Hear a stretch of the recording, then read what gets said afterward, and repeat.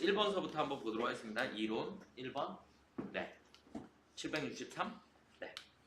재무제표 작성과 표시에 대한 설명 중 옳지 않은 것은 재무제표는 경제적 사실과 거래의 실질을 반영하여 기업의 재무상태, 경영성과 현금흐름표 및 재무 변동을 공정하게 표시해야 하며 기업 회계 기준에 따라 적정하게 작성된 재무제표는 공정하게 표시된 재무제표로 본다. 네.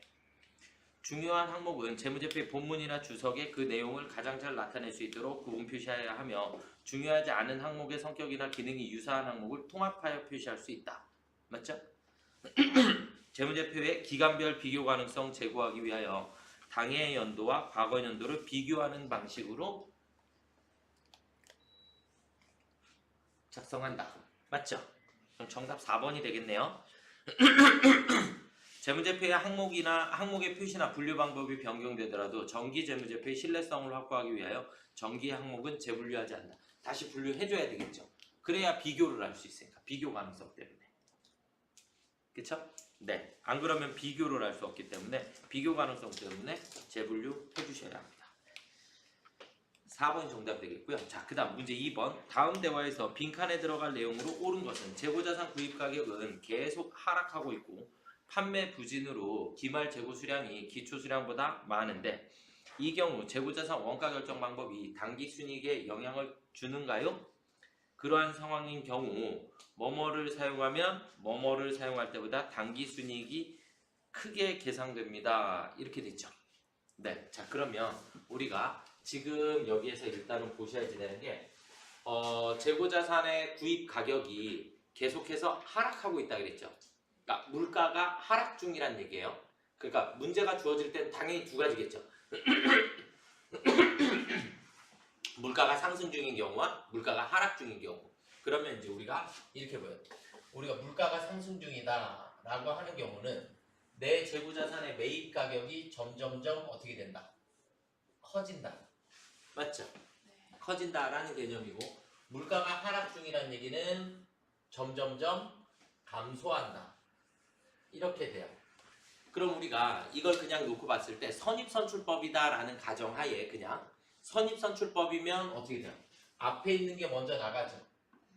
앞에 있는 게 먼저 나가고 뒤에 게 남게 돼요. 그럼 얘가 기말이 뒤에 게 지금 이제 선입선출법을 기준으로 했을 때 그쵸? 기말이 커진다는 얘기죠. 물가가 상승 중일 때 선입선출법을 사용을 하게 되면 마찬가지 선입선출법을 사용을 했을 때 물가가 하락 중이면 앞에 게 먼저 나가니까 기말이 어떻게 돼요? 작은 게 남겠죠. 맞나요? 여기까지 이해되시죠? 그러면 얘를 그냥 루트상으로 우리가 기말 재고액이 영향을 미치는 것은 기말 재고액의 변화는 결국 매출 원가에 영향을 주게 되고 매출 원가에 영향을 주게 되면 매출 총 이익이 달라지겠죠. 그쵸? 그런데 기말이 커지게 되면 커진 것만큼 매출 원가는 줄어들게 돼요. 맞죠? 왜냐하면 기초에 매입 더해서 기말을 빼줘야 매출 원가가 나오니까 기말 빼줘야 될 게 커지니까 매출 원가는 작아지게 되고 원가가 작아진다는 얘기는 반대로 이익이 커진다는 얘기가 되겠죠. 이게 그냥 하나의 세트로 움직이는 거야. 기말이 커졌다, 작아졌다. 그래서 반대로 기말이 작아지게 되면 원가는 커지게 되고 이익은 다시 작아지겠죠. 무슨 말인지 되셨나요? 자, 그러면 지금 문제상에서 주어진 방법은 물가가 하락 중이라 그랬어요. 그죠? 물가가 하락 중이라 그랬고 물가가 하락 중인데 당기 순이익이 크게 계상된다라 그랬나요? 마지막에? 그렇죠? 그러면 당기 순이익이 커지려면 기말 재고액이 어떻게 돼야 돼요? 커져야 돼요. 그럼 물가가 하락 중인데 기말 재고액이 커지려면 1번, 2번, 3번 있으면 커지는 1번이 남아야 된다는 얘기고 작은 게 나가야 된다는 얘기죠. 무슨 말인지 이해가 되시나요? 결국 후입선출법으로 계상을 했을 때 맞나요? 그러면 선입선출법을 사용했을 때보다 상대적인 거니까 무조건 당기순이익이 크게 계상이 되겠죠. 무슨 말인지 이해가 되셨습니까? 네, 그래서 순서는 무조건 선, 이, 총, 후 이렇게 암기하시면 돼요. 부등호의 방향은 어차피 이렇게 될 수도 있고 반대로 이렇게 될 수도 있고 다 극단적인 방법이 돼요. 그러니까 선입선출법이 제일 크거나 후입선출법이 제일 크거나 사이에 평균법이 있는 거니까 그렇게 이해를 하시면 얘와 관련된 문제는 다 풀어내실 수 있는 거죠. 무슨 말인지 되셨습니까? 아시겠나요? 네. 오늘 다들 나오셨어야 되는데 안 나오신 분들이 계셔서 큰일 났습니다. 자, 그래서 일단은 뭐를 사용하는 방법이 후입선출법을 사용하면 선입선출법을 사용할 때보다 커진다. 그러니까 정답은 2번이 되겠죠. 절대 평균법은 중간에 있는 거니까 들어갈 수 없어요. 무조건. 그러니까 1번 아니면 2번 중에 찍으셔야죠. 찍어도. 아시겠죠? 평균법은 무조건 중간에 있는 거니까. 이 말이 이해가 되시나요? 자, 그 다음 3번으로 넘어가 보도록 하겠습니다. 다음은 주식회사 항공의 상품 거래 내역이다. 11월 말 상품 재고액과 11월 매출 총이익을 계산한 것으로 옳은 것은 그런데 무슨 법이라 그랬어요? 선입선출법. 맞나요? 네, 선입선출법이니까 우리가 총 토탈 매입한 것만 따져보면 100개에 5,000원이니까 50만원하고 그 다음 플러스 해야 될 게 70개 6,000원씩. 그러면 42만원인가요? 네, 42만원. 자, 그러면 우리는 총 토탈 92만원이 들어왔고 그 중에서 매출한 게 몇 개예요? 120개. 그러면 매출 120개는 어떻게 계산해야 되냐면 100개와 20개를 나눠야 되죠. 선입선출법이니까. 위에 100개는 얼마짜리? 5,000원짜리가 나가는 거고 밑에 20개는 6,000원짜리가 나가겠죠. 그러니까 매출 원가는 50만원과 그 다음에 12만원이 되겠네요. 그러니까 매출 원가는 총 토탈 62만원의 매출 원가가 생길 거고요. 그러면 우리는 판매 가능액이 92만원이니까 전체 토탈 92만원이니까 거기서 매출 원가 얼마 빼줘요? 62만원을 빼주고 나면 상품 재고액은 30만원만큼의 상품 재고액이 나오겠죠. 그쵸? 그러면 우리는 62만원은 우리가 매출 원가입니다. 매출 원가. 자, 그 다음에 매출 총 이익을 계산하라 그랬는데 9,000원에 팔았나요? 네. 그쵸? 매출액이 120개를 곱하기 9,000원씩에 팔았으니까 9, 9, 28 그러니까 108만원인가요? 그쵸? 108만원인데 우리는 여기서 매출 할인 얼마 해줬어요? 5만원만큼을 빼주셔야 되겠죠. 그쵸? 매출 할인이 있으니까 빼주시면 103만원이 우리 순수한 매출액. 그럼 매출 총 이익 구해야 되니까 여기서 마이너스 62만원을 매출 원가를 빼주시면 41만원만큼의 매출 총 이익이 나오겠죠.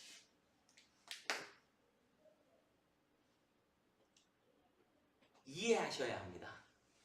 그쵸? 네. 그래서 매출액 계산할 때는 매출 할인, 매출 애누리 다 빼주셔야 되는 거고, 그쵸?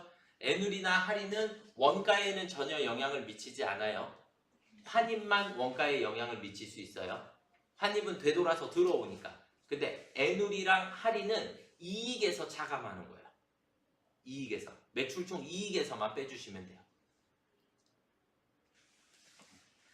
자, 그 다음에 보도록 하겠습니다. 문제 4번. 기계장치를 액면금액 100만원, 만기 3년 만기, 무이자부 어음을 발행하여 취득하였다. 기계장치의 공정가치와 어음의 현재 가치는 75만 1,315원으로 동일하다. 기계장치 취득 시 회계 처리로 옳은 것은 그랬죠.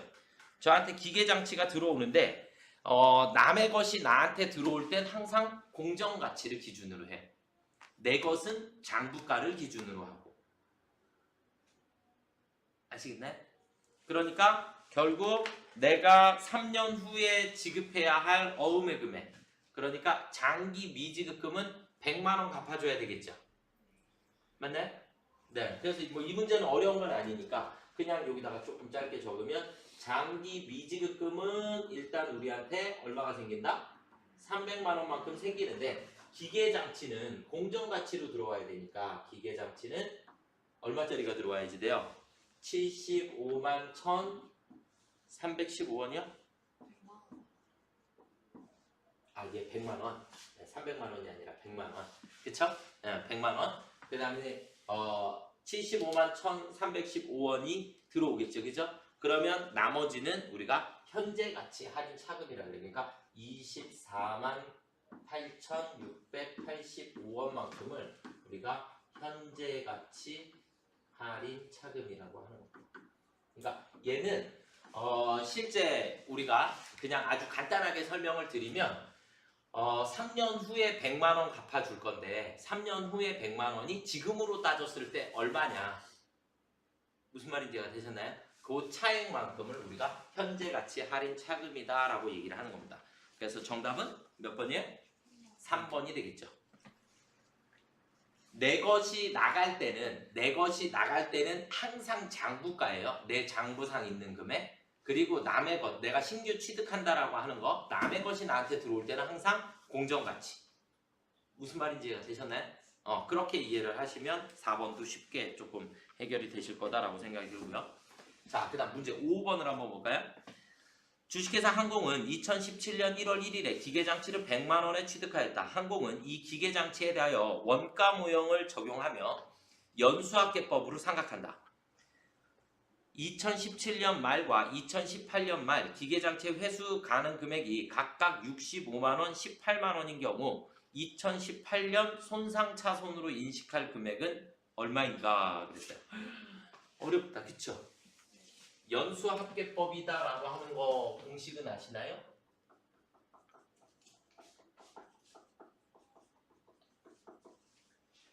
연수합계법 어떻게 되죠? 취득원가 마이너스 잔존가치 곱하기 내용연수 합계 분의 잔존연수 이렇게 돼요. 계산식은 이 공식을 알아야 되는 거죠. 그렇죠? 그러니까 기본적으로 여러분들이 정액법, 정률법, 연수합계법 정도는 당연히 알고 계셔야 돼요. 이제 그렇게 보시면 되겠고, 자, 그 다음에 우리가 유형자산에 대하여, 보정자산에 대하여 재평가를 할 때 방법이 두 가지가 있어요. 원가 모형과 재평가 모형. 이렇게 두 가지가 있는데 예를 들어서 건물을 하나 가지고 있다. 건물이 시간이 지나면서 원래는 가치가 떨어져야지 되는 게 정상이죠. 근데 우리나라 부동산 값은 막 같이 올라가죠. 그쵸? 그러다 보니까 원가 모형은 그냥 쉽게 설명드리면 재평가를 하지 않겠다라는 얘기랑 같아요. 그러니까 원가 모형은 가치가 상승했을 때는 인정한다, 안 한다? 안 한다. 가치가 떨어졌을 때만 손상차손이라는 걸 계상을 해요. 가치가 떨어졌을 때만 손실로 인정을 하는 거고, 가치가 내 취득원가보다 올라가게 되면 인정한다, 안 한다? 안 한다. 재평가 모형은 가치가 올라가면 우리 재평가 잉여금, 그러니까 뭘로 처리해요? 기타 포괄손익 누계액으로 처리해요. 기타 포괄손익 누계액으로. 그 다음에 가치가 떨어지면 떨어진 것만큼 뭘로 처리해요? 손상차손이라고 합니다. 그쵸? 가치가 떨어지게 되면 손상차손. 이렇게가 일단 기본이에요. 유형자산에 대해서 우리가 평가를 할 때. 그런데 우리는 2017년도에 취득을 했어요. 2017년 1월 1일 날 취득을 얼마에 했죠? 100만 원에 취득을 했고요. 그 다음에 잔존가액은 없다 그랬죠. 맞나요? 잔존가치는 없다 그랬으니까 2017년 일단 12월 31일 날 평가를 해봐야 되겠죠. 감가상각이라는 걸 하게 되죠. 그쵸? 감가상각을 하게 되니까 100만 원 마이너스 제로, 잔존가치 없으니까 곱하기 내용연수가 4년이죠. 맞나요? 그러면 1년, 2년, 3년, 4년 분의 첫 번째 해에는 잔존연수 제일 뒤에 거, 두 번째 해에는 3, 세 번째 해에는 2 이렇게 올라오는 거예요. 연수합계법은. 그러면 얼마죠? 10분의 4인가요? 그쵸? 10분의 4니까 40만 원만큼의 감가상각을 하게 됩니다. 무슨 말인지 되셨나요?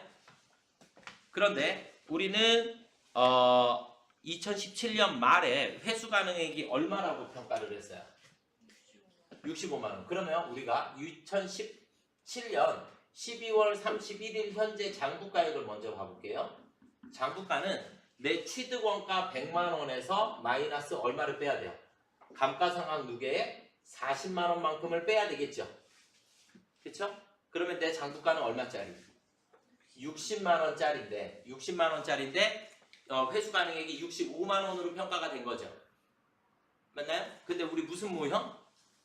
무슨 모형? 원가 모형. 원가 모형은 상승했을 때 인정한다 안 한다?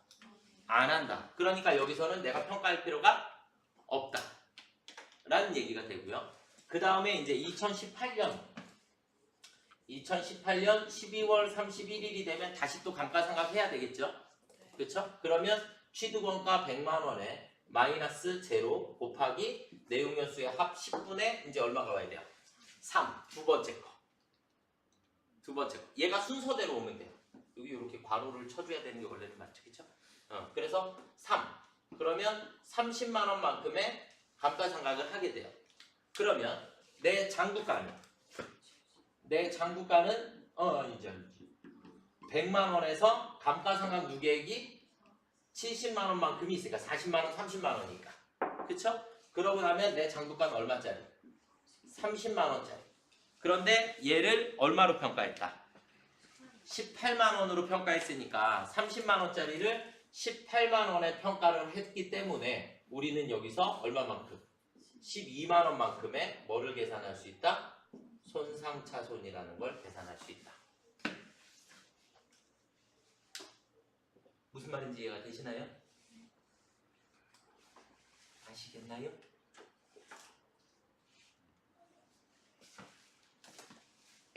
그래서 각 해마다 장부가를 계산을 하실 수 있으셔야 합니다. 무슨 일 이해되셨습니까? 네. 알겠죠? 네. 자, 그 다음에 6번으로 넘어가 보도록 하겠습니다. 기말정리사항 누락된 상태에서 당기순이익을 100만 원으로 보고했다. 누락된 기말정리사항을 반영하여 정확한 당기순이익을 계산하면 얼마인가? 그런데 첫 번째 매도가능증권 평가 이익을 누락했대요. 당기순이익에 영향이 없죠. 얘는 기타 포괄손익 누계액이니까. 자, 그 다음에 보험료 비용으로 계상한 현금 지급액 중 차기 귀속분. 그럼 얘는 선급이죠. 그쵸? 선급은 내 당기순이익을 어떻게 해요? 늘려주죠. 맞나요? 비용을 줄이니까. 이해가 되시나요? 비용을 줄이기 때문에 내 당기순이익을 늘려주는 거고요. 그래서 플러스 효과가 생기게 되고, 수입 수수료로 계상한 현금 중 차기 귀속분. 그러면 선수분이란 얘기죠. 내년도 거니까 수입. 그러면 선수는 내 당기순이익을 끌어내려요. 맞죠? 그래서 마이너스 효과로 5만 원을 가지고 오게 됩니다. 단기에 발생한 이자 중 현금 미수치분. 아직 못 받았으니까 미수분이죠. 미수는 플러스 효과가 생기겠죠. 수익을 잡아줘야 되니까. 결국 5만 원 더하고 5만 원 빼니까 그냥 그대로 100만 원이네요. 그쵸? 매도가능증권 평가손익은 영향이 없고. 그런가요? 얘도 그냥 간단하게만 정리를 해드릴게요. 그냥 자체를 누락을 했다. 그러면 우리가 크게 네 가지로 선급, 선수, 미수, 미지급 이렇게 네 가지로 우리가 손익의 이연과 예상이다라고 얘기를 하는데 우리는 선급, 선수를 손익의 이연이라 해요. 이연. 그 다음에 미수, 미지급을 예상 혹은 발생이다 라고 얘기를 해요. 그런데 선급은 비용에 대해서고 선수는 수익에 대한 거고 미수는 수익에 대한 거고 미지급은 비용에 대한 거예요. 그러니까 급자로 끝나는 건 비용인 거고 숫자로 끝나는 건 수익인 거고 이렇게 구분을 하시면 돼요. 근데 그냥 간단하게 논리로 따지면 선급 미수는 무조건 당기순 손익에 무슨 효과? 플러스 효과가 생기고 선수 미지급은 마이너스 효과가 생긴다. 이해되셨습니까? 네, 그렇게 이해를 하시면 될 것 같습니다. 자, 그 다음에 7번을 한번 보도록 하겠습니다. 항공은 2017년 급여 1,000만 원에 대한 회계 처리를 누락하였으나 2017년도 결산 후 2018년 6월 30일에 급여를 지급하면서 비용으로 계상하였다. 항공이 2018년 11월 1일 이러한 오류를 발견하였다면 전기 오류를 위한 회계 처리로 옳은 것은 단 중대한 오류에 해당한다 그랬죠. 맞나요? 그냥 간단하게 우리가 전기 오류 수정 손익이라는 개정 과목이 프로그램에 쳐보면 전기 오류 수정 손익이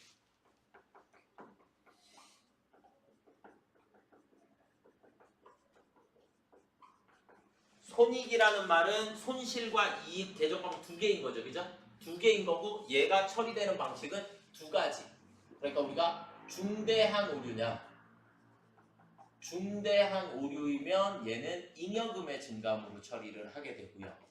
그 다음에 중대하지 않은 오류다. 그러면 영업외 손익으로 처리를 하게 돼요.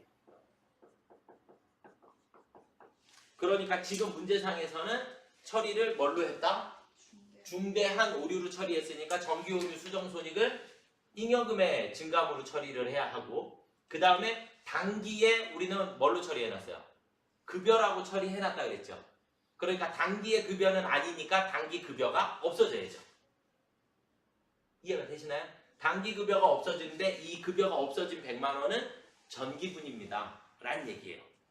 그래서 지금은 중대한 오류니까 몇 번이 정답이에요? 1,000만 원이구나. 2번이 정답이 되겠죠. 그쵸? 100만 원이 아니라. 무슨 말인지 이해가 되셨나요? 지금 얘가 중대하지 않은 오류다 라고 하게 되면 4번이 정답이 되겠죠. 중대하지 않은 오류다 라고 하게 되면. 이해가 되셨습니까요? 왜냐하면 현금에 대한 건 지금 회계 처리하면 무조건 안 돼요. 왜냐하면 우리가 기중에 급여를 지급하면 발견했을 때 우리는 회계 처리를 급여 1,000만 원, 현금 1,000만 원이라고 이미 했죠. 맞나요? 그래서 이미 현금 지출한 부분은 처리를 해버렸기 때문에 그렇죠? 그래서 다시 현금을 또 잡으시면 안 되는 상황이 생긴 거죠. 그게 안 써있어도 그냥 그렇게 가정을 하고 아니요. 여기에서 왜 그러냐면 6월 30일에 해당 급여를 지급하면서 비용으로 계상했다 그랬잖아요. 그러니까 회계 처리를 했다라고 봐야죠. 그러니까 현금 지급했다는 얘기만 얘가 문제상에서 지금 안 나와 있는 상황인 거고 현금 지급으로 처리했다라는 얘기만 안 나왔고 급여로는 처리했다 그랬으니까 돈은 나간 걸로 처리를 해야 되겠죠. 그죠? 그런 가정하에 문제로 풀으셔야지 될 것 같습니다. 자, 그 다음에 8번. 여기서부터 이제 부가세법입니다. 부가세법. 영세율과 면세에 대한 설명으로 옳지 않은 것은 주택, 임대, 면세 적용이고요. 약사가 의약품을 판매하는 경우에는 과세입니다. 맞죠? 네. 2번이 정답. 그러니까 조제해서 판매하는 건 면세예요. 약국에서 조제해서 판매하는 건 면세고 그 다음에 바깥에 진열되어 있는 그냥 의약품, 일반 의약품들 판매할 수 있죠. 걔네들은 과세입니다. 수출은 영세율이 되겠죠. 그죠? 네. 그렇게 이해하시면 될 것 같고 그래서 2번이 정답. 4번은 면세사업자도 면세를 포기하면 영세율을 적용받을 수 있다. 면세를 포기한 예를 들어서 우리가 면세 물품에 수출을 해요. 면세 물품을 수출을 하는 업체면 내가 면세를 포기를 해버리면 어차피 수출은 영세잖아요. 그죠? 근데 영세율이 돼버리면 매입세 공제를 받을 수 있죠. 내 사업과 관련된 매입세 공제를 받기 위해서 면세를 포기를 하는 경우가 있어요. 수출을 하는 경우에. 그래서 정답은 2번이 되겠고요. 자, 9번. 다음 중 부가세법상 신고와 납부 절차에 대한 설명으로 옳은 것은 예정신고 시 대손세액 공제, 신용카드 매출전표 등 발행세액 공제는 신고 대상이다. 대손세액 공제는 확정신고 때만 받을 수 있죠. 그렇죠? 네, 암기하셔야지 됩니다. 예정 고지세액으로 징수해야 할 금액은 30만 원 미만인 경우에 징수하지 않는다. 예. 이거는 올해서부터 바뀌었어요. 30만 원. 30만 원 미만이면 예정 고지세액이 30만 원 미만이면 2019년도서부터는 고지하지 않습니다. 원래 20만 원이었죠. 원래 20만 원이었는데 이건 2019년서부터 변경. 그렇게 되고요. 그래서 2번 일단 정답 옳은 것이라 그랬으니까 예정신고기간에 고지납부한 경우 확정신고 시 6개월간에 대하여 신고하고 고지납부세액은 확정신고 시 납부세액에서 공제하고 나머지만 납부하면 되겠죠? 그쵸? 3번도 정답. 그래서 2번, 3번 모두 정답이 됩니다. 그러니까 원래 전년도까지는 문제 정답은 3번이었던 거죠. 그런데 2번이 이제 30만 원으로 금액이 바뀌었기 때문에 네, 정답이 되게 됩니다. 이해되셨죠? 네. 10번. 다음 중 근로소득 및 퇴직소득과 관련된 설명으로 옳은 것은 종업원이 주택 구입자금을 저리로 대여받음으로써 얻는 이익은 근로소득에 해당합니다. 근로소득에 해당합니다. 그러니까 원래 은행에 가면 예를 들어서 이율을 4%로 빌려줄 수 있는데 빌려서 쓸 수 있는데 예를 들어서 회사에서 그냥 갖다 써. 그러면 이자만큼이 근로소득으로 잡히게 됩니다. 무슨 말? 신고해야죠. 신고해야죠. 그 다음에 기자가 받은 취재수당 뭐 이런 것들은 20만 원 한도 내에서 비과세 적용을 하게 됩니다. 그럼요. 종업원은 저희로 가져갔어요. 은행의 이율을 평균 무슨 이유라고 비교? 그건 이제 법정 이율로, 그냥 국세청장이 고시하는 이율로. 그래서 뭐 4.6% 뭐 이렇게 나오겠죠. 그래서 한도가 취재수당은 한도가 20만 원이라고 되어 있고요. 그 다음에 퇴직소득의 수입 시기는 퇴직금을 실제로 지급한 날이 아니라 퇴사일을 기준으로 해야 되겠죠? 그렇죠? 네. 그래서 정답은 4번. 퇴직함으로써 받는 소득으로 퇴직소득에 속하지 아니하는 소득은 근로소득. 그러니까 우리가 퇴직소득에 퇴직위로금 같은 것을 추가로 더 지급을 하게 되면 한도를 초과하는 부분에 대해서는 근로소득으로 보게 됩니다. 취재수당은 그냥 금액이 정해져 있어요. 20만 원. 네, 월 20만 원.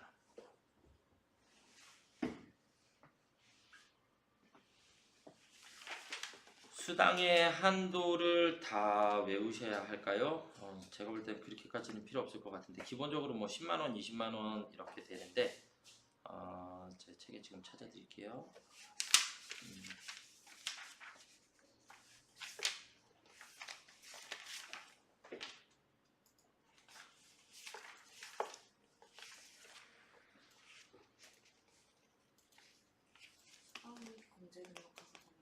네, 그렇죠. 우리 그 수당 및 프로그램에서 수당 및 공제 등록가서 조회를 해도 되고 책에는 151페이지의 금액이 조금 나와 있어요. 그래서 페이지 151페이지를 확인을 조금 한번 해보시면 될 것 같습니다. 자, 그 다음에 11번. 다음 중 최소한 총수익 금액의 80%에 해당하는 금액을 필요경비로 하는 기타 소득의 합계액을 구하면 얼마인가? 이렇게 돼 있는데 상훈법에 의해서 받은 상금은 실제 필요경비입니다. 이것도 또 다 기타 소득에서 외우셔야 합니다. 그 다음에 주택입주 지체상금은 80% 필요경비를 인정받을 수 있고요. 복권당첨금도 실제 필요경비, 사례금도 실제 필요경비입니다.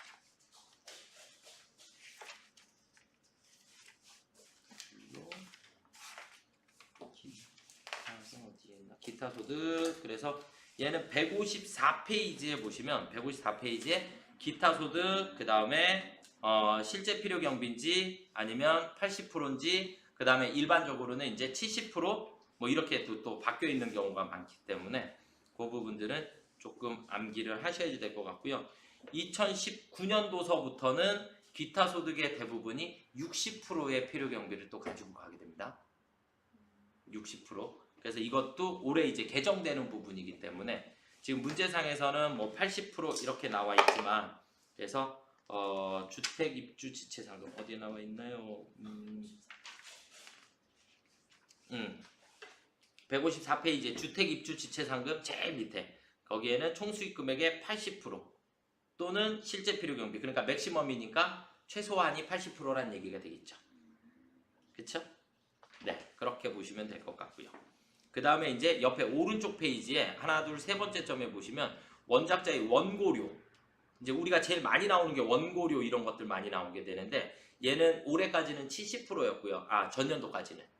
그 다음에 이제 올해서부터는 60%의 필요 경비를 적용을 받게 됩니다.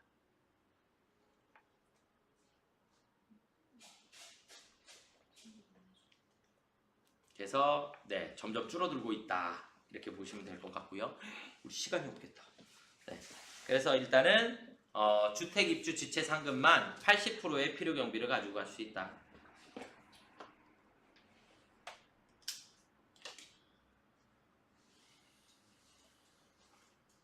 그러면 1번 500만 원이 정답이 되겠죠? 자, 그 다음에 다음은 항공에서 근무하는 항공회 씨의 급여 연말정산 일부이다. 연말정산 적용해야 할 의료비 공제 세액은 그랬는데 여기 이것도 문제의 답이 이제 조금 틀려졌어요. 왜 그러냐면 산후조리원 비용이 이제 인정되죠. 올해서부터. 그래서 산후조리원이 인정이 되기 때문에 200만 원 인정. 안경 구입비는 얼마만? 50만 원. 안경 구입비 50만 원. 산후조리원 200만 원. 그 다음에 아버지 병원 치료비 300만 원. 그리고 성형수술은 안 되죠. 그쵸? 그러면 전체 얼마예요? 550만 원에서 총 급여의 3%를 초과해야 되니까 6천만 원 총 급여액의 3% 마이너스 180만 원을 빼주시게 되면 그러면 370만 원에 대해서 15%죠? 의료비 공제 15%. 그러면 얼마나 오네? 37, 그 다음에 37, 5, 35, 57에 35. 55만 5천 원 나오겠네요. 4번이 정답이 되겠네요. 그쵸? 원래 정답은 2번이었는데. 네. 무슨 말인지 이해가 되시죠? 200만 원까지. 네. 그래서 산후조리원 비용이 200만 원이 추가가 된 거예요. 자. 이건 한도 없어요? 200만 원이 한도. 아, 이게 한도. 네.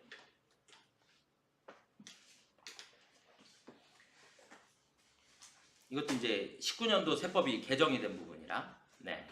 자, 다음 중 법인세법상 입금 불산입 항목이 아닌 것은 입금 불산입 이 결손 보전하는 자산 수증이익은 입금 불산입이라 했죠. 그죠?